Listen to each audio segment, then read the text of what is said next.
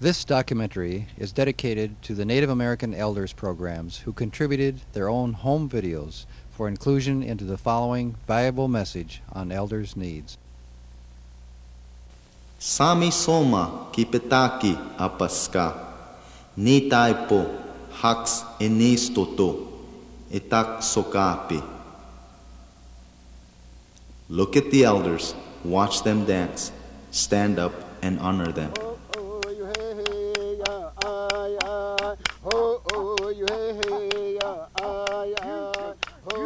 As we live today in this modern world, we must listen closely as our elders speak. They tell us of their many needs. Today, we have many elders.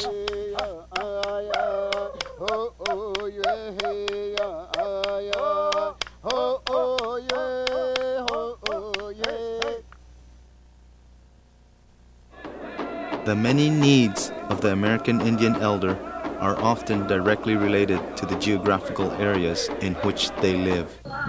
Therefore, the needs are as numerous as there are variable cultures, natural resources, and living conditions throughout our country. Although geographically different in song and dance, we all hold a basic commonality: our traditional values of respect for our elders. It is of essence that one realizes the specific needs of this generation if we are better to show them the respect and care they so deserve. A cooperative effort of all community service organizations and volunteer programs is the most effective way of ensuring that the majority of the elders' needs are being met. This must take place on a local and state as well as national level. We need one another, and this program provides it. Our elders' needs encompass everything from health, nutrition, social, cultural, recreational, economic, and legal to housing and other specific necessities. The majority of elders live in rural areas, far from the cities and towns where most social services are provided. And in just the opposite situation, elders living within the urban cities are often distant from their native cultures and traditions.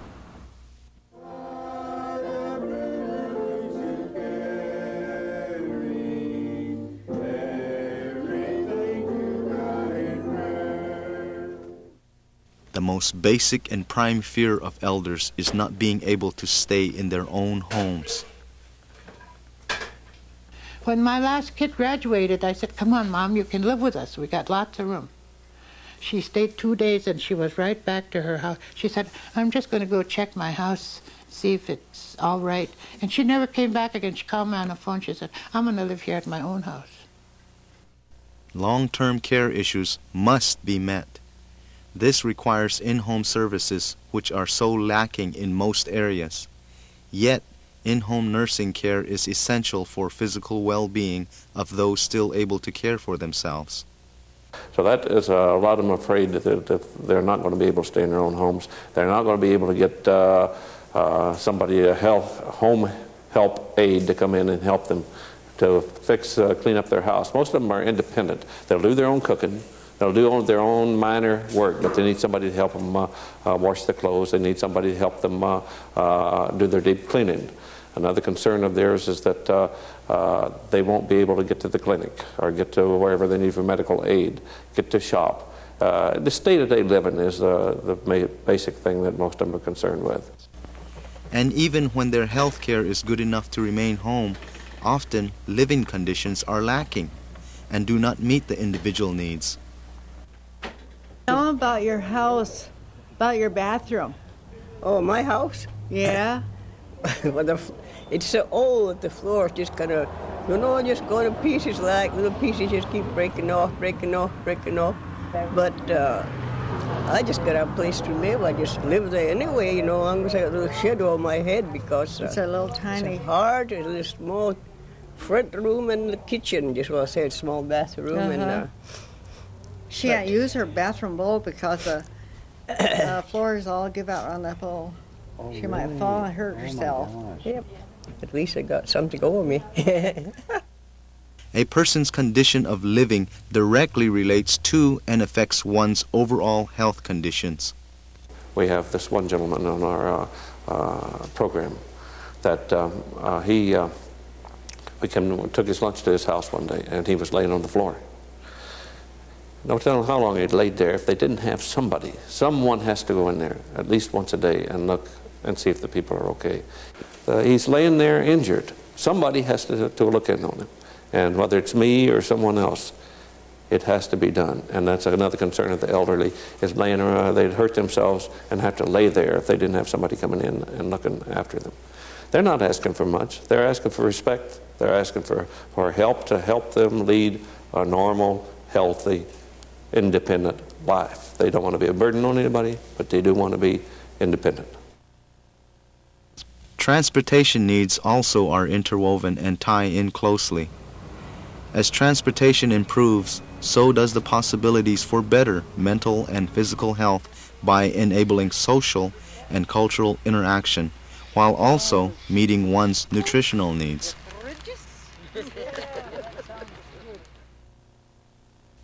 Even though various social services are generally available, just trying to gain access to them often becomes a nightmare. In order for us to process you for benefits. So you're going to have to take this pen and fill all this information out, and I'll need this within the hour.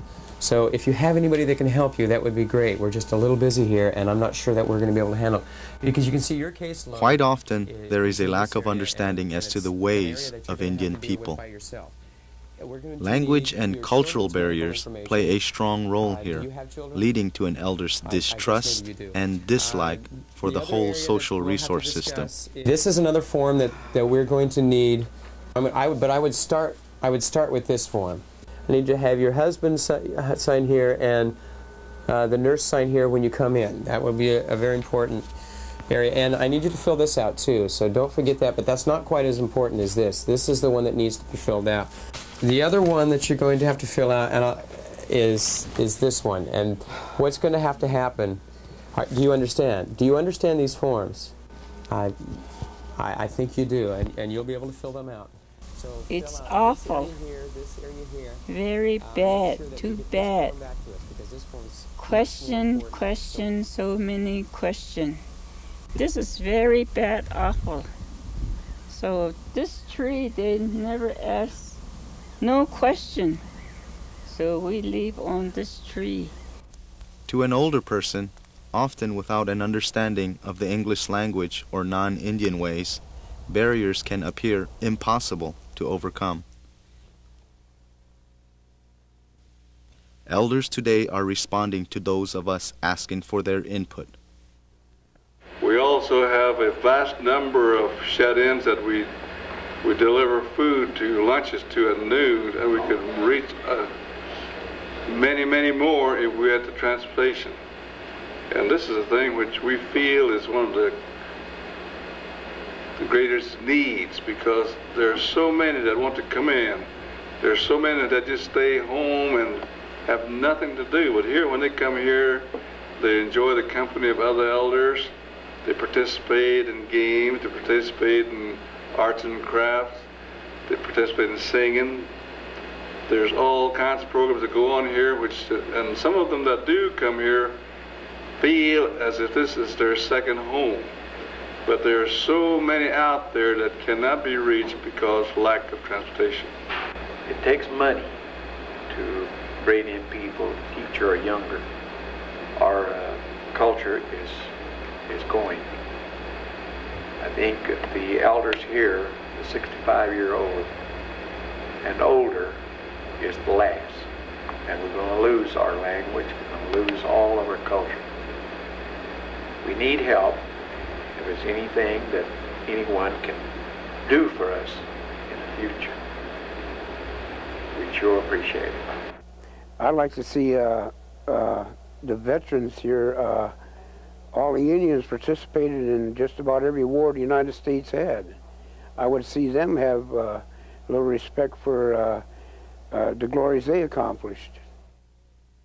And I think the elders deserve to be honored in any way. And whether it's housing, they should be provided with proper housing, and given a chance to travel and go see how other tribes live, and to maintain their dignity. I've heard that there's interest in walking programs, and we know or have read that a walking program is the best overall program. So if we could get our group and then walk at our own speed. We had it about 2 or 3 years ago, and then the nurses changed, and then it fizzled out. But we walk over on the football track, and the elders enjoyed it. We walked, didn't we? Yeah. Yeah, walking. Oh, that was good. See? We walked all around. Well, that's what we need. We should have a nurse here at the center because we need our blood pressures taken regularly, and some of us have high blood sugar, and they want to know what it's all about, and so we don't have a nurse here but once a week, and for a while we didn't have anybody. Since my husband left, nobody helps me with wood or things like that, yard work. And my dishwasher broke down this morning. I was soaking all the water out of the kitchen, so I had a chaos this morning. Everyone, man, woman, young and old alike, can do something to make life a little easier for our elders.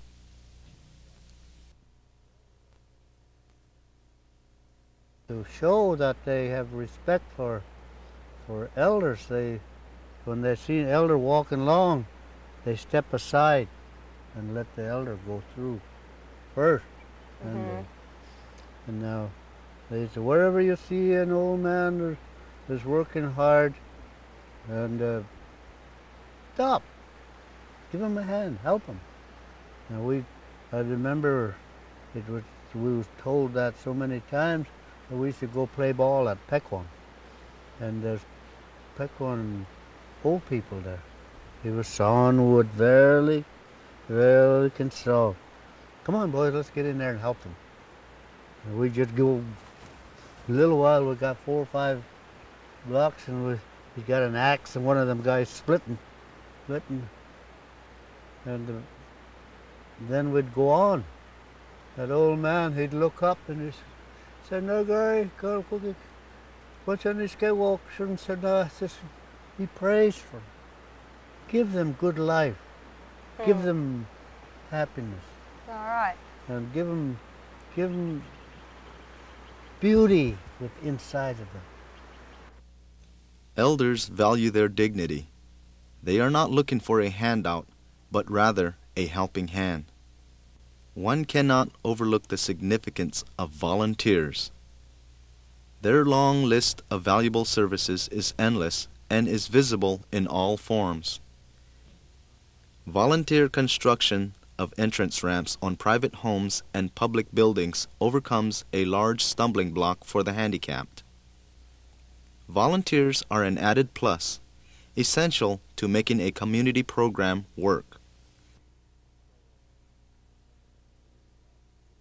So, come a time we need a driver. We need somebody to deliver the food.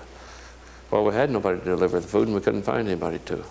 So I said, well, until you can find a driver, I'll deliver the food. And that was 3 years ago. And I'm still delivering the food. And now I don't want anybody to take it because I enjoy what I do. I enjoy being with the elderly. I enjoy doing what I can to help them. And the reward is seeing the elderly be able to go, be able to have their nutritious meal, and to, in general, just being with the elderly. It's a big reward to me to do that. Senior nutrition programs funded through Title VI not only provide seniors with a nutritionally balanced meal each day, but also gives elders the much-needed opportunity to visit and socialize. Well, I started coming here when they first opened, so I still come back. Left for a while. I came back and decided this is the best place. I got plenty to eat here, that's why. My wife wouldn't feed me at home. I like to eat here because I don't like to cook. And I can eat everything they cook here. But most of it isn't fried. We don't hardly get any fried stuff, so I can't eat too much fried stuff. I can eat all kinds of vegetables and broccoli. I don't eat that. I like to have a lot of company. You speak to these guys here, they have a lot of fun here. Especially that one on the end down there.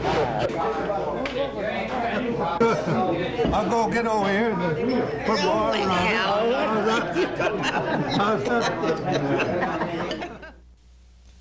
Contact with other people, someone to talk to, and someone to listen, are all vital to one's well-being. Knowing that someone cares, that they are important, that people are interested in their years of valuable knowledge and experience, all are essential for one's health. When elders are homebound, home-delivered meals offer the benefit of a balanced diet, as well as a friendly smile that they may otherwise not be getting. Tradition also plays an integral part in good nutrition. Traditional foods are an appreciated necessity when available.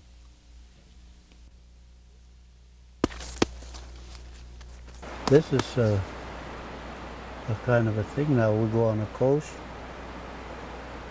We look down there. Oh, I bet a lot of seaweeds down in there. We'll go down and try to. No, you can't go through here. Can't go through here. Go down there, look, see, there's a lot of mussels. Oh, I wish I could get a good mess of mussels. No, you can't go through here. And things like that, you know, we can't stop eating it because we were raised, and ever since we was little, to be an old man, you still want that, still want to eat it. Nonetheless important are other activities that may go neglected due to lack of funds, personnel, or resources. Entertainment and relaxation activities are essential and warrant adequate funding. It gives me great pleasure to introduce this fantabulous Fit 5 dance troupe from Warm Springs.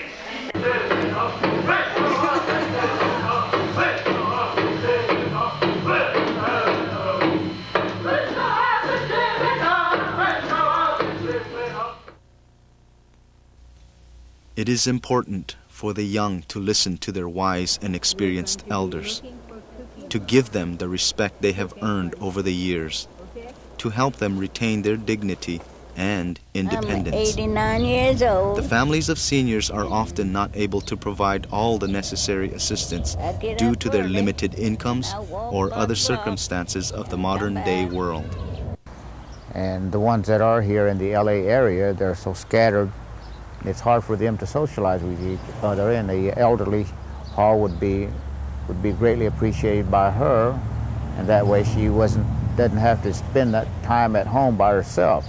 And also the same is true with the other elders, because their children and their grandchildren, whoever they stay with or where they live, most of us work or either go to school or away from the home, and our elders are staying home by themselves, and I think that's one way that we can help them out, to make them realize that, you know, we really care for them and that they can get out and socialize. And she was sitting there, you know, and I talk Indian. I talk real good Indian. I'd rather talk Indian than English. And I whispered to her in Indian, and she just grabbed my hand and started crying and kind of babbling, you know, she asked me, why didn't I come before, you know? Due to the lack of public awareness concerning the issues of our high-risk elders, some necessities are still not being met. Local groups can provide help through programs involving home-delivered meals, utility and energy assistance, rural firewood delivery, in-home health care, home and yard maintenance, legal assistance, crime prevention, domestic chores, in-home visits, and the list keeps going and going and going. It is essential that all service programs utilize every resource available in order to best meet the needs of our elders.